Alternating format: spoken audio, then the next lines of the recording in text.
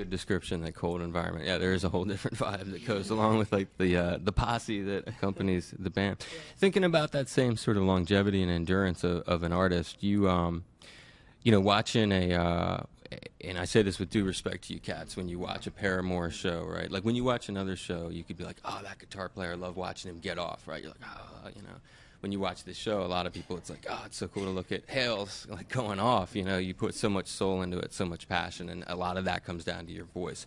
What do you do to sort of protect, or do you have vocal coach training to sort of take care of it and look at it as something like, I'm going to be using this instrument for a long time to come?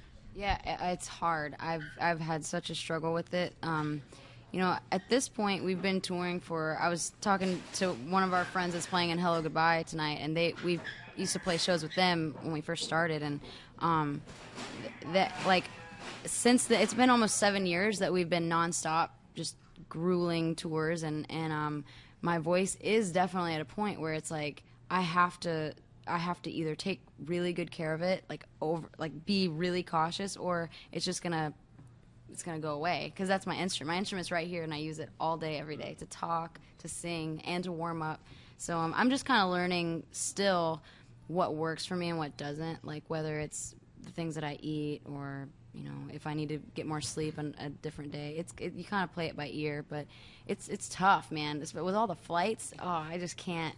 I can't deal with a long flight.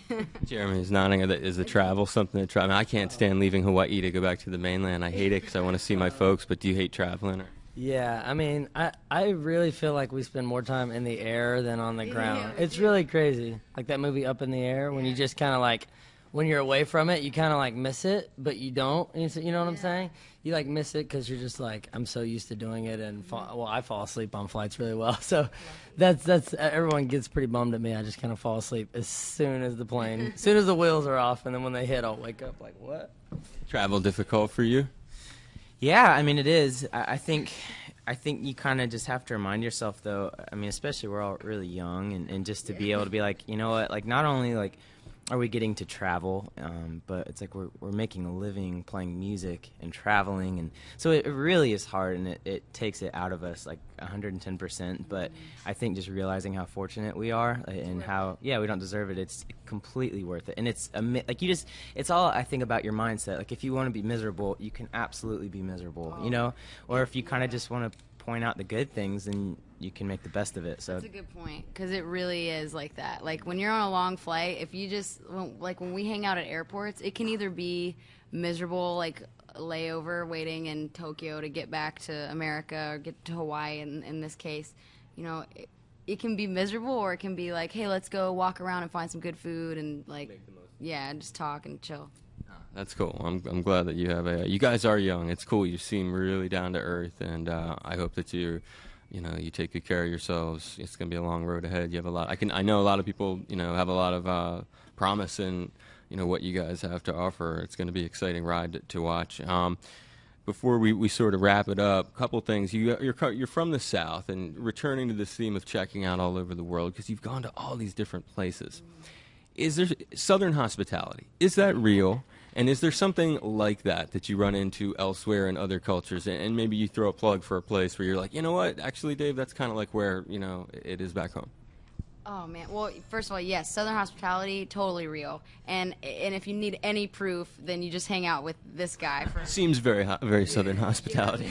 No, Jeremy is such a great host. Anytime our band throws any kind of parties, whether it's for the crew on tour or even at home, for New Year's, it's amazing. I would be ripping my hair out trying to take care of so many people. But I guess if I had to say, every time we're in Japan, they're very obviously it's a totally different culture than the South, but they're so just, you don't even want to say polite, because it's not like they're belittling themselves for you. It's just that they care so much to make sure that you're enjoying their country, their city, or or their store that you're shopping at. Literally, you go in and you buy a T-shirt, and they will wrap it like a Christmas gift, put it in a bag, and then walk you to the door with it. It's like that, It's crazy.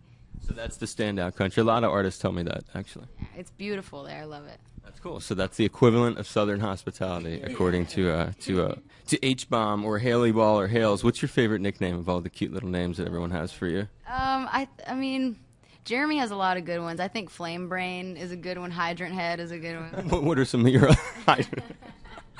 I don't know. Like, what? I call her Lil One, Lil Red. I like Little One. That's a good one. Yeah, that's. You got any cute ones, Taylor? I just call her Che a lot for some reason. I don't know how it came about, but Che. yeah, I mean it kind of Like your own little name. rhymes with hey. Oh, I get it. You like that one? I love Che. I think that's good. You do have a lot of little names. Everyone likes to call you. And on that sort of, when you think about, and I'm sure the same for you cats. This is like your personality.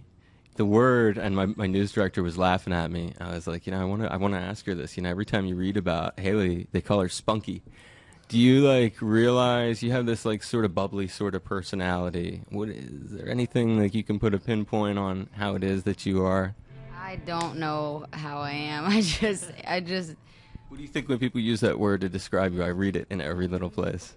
I don't know. I really don't know. I think I'm at a really good age to be extremely self-conscious and self-aware all the time. But it's lucky for me that I get to put a lot of energy in music, and the guys are around me. I mean, I think we all keep each other really level-headed and keep each other kind of sure of who we are and where we are right now. So I just think I can't really read a lot of things that people write about us because I'm just like, I don't know. I don't see us like that. I see Jeremy as, this person that I've grown up with, and Taylor's like this. Your buds. Yeah, these are my brothers, my best friends in the world. So I don't know, spunky or funky, I don't care.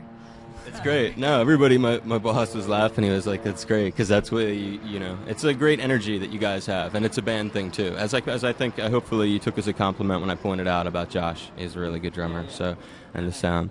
So thank you very much for talking to us. I really appreciate it. I hope it's a fantastic gig tonight, and I really do. On day of show, that you took a few minutes just to sit around and talk about Paramore with me. Thank you for doing that. It means a lot. Thank you. Thanks so much. You're welcome. Oh yes. Now's the time.